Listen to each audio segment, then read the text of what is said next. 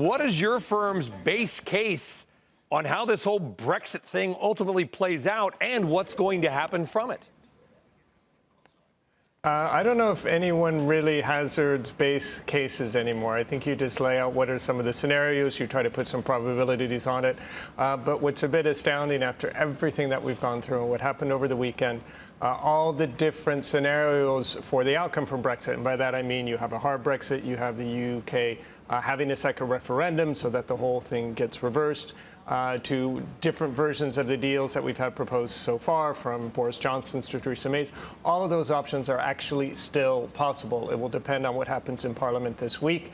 No one really is going to hazard a guess as to what might actually take place, but all I can say right now is the uncertainty, frankly, has not really diminished.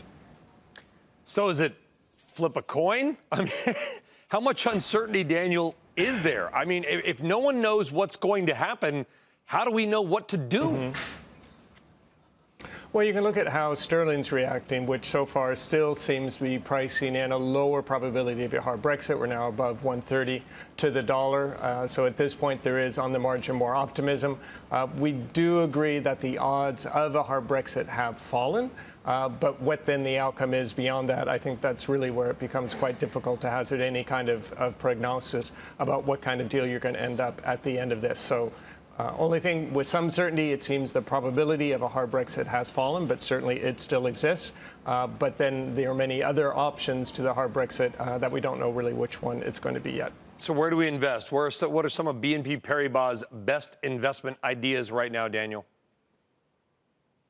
Well, despite all of this and the chaos that seems to be taking place in the UK, we are on the margin overweight risk assets in general. We do still like equities and do still like credit and do like U.S. equities. The one thing I have to mention, you talked about earnings season that we're in the midst of, and obviously a lot of companies reporting this week.